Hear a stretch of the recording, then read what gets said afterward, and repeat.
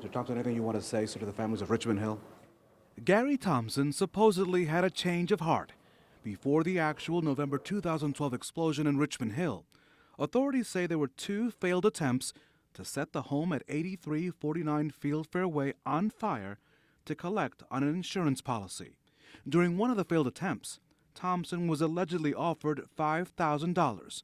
On his way to do it, he apparently got scared.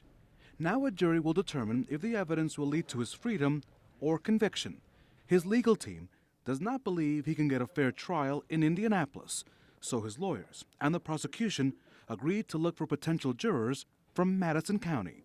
If the court approves that, jurors would be bussed into Indianapolis 5 days a week for at least 6 weeks of testimony. The trial is the trial, and the evidence is the evidence, and we'll go forward.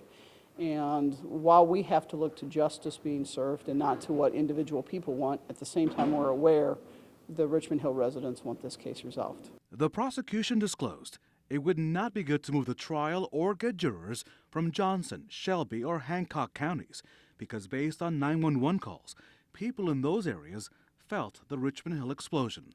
That blast caused millions of dollars in damage and killed Dion and Jennifer Longworth. The victims' families believe that people who live in neighboring counties may be aware of the incident, but not of all the details that will be disclosed in court.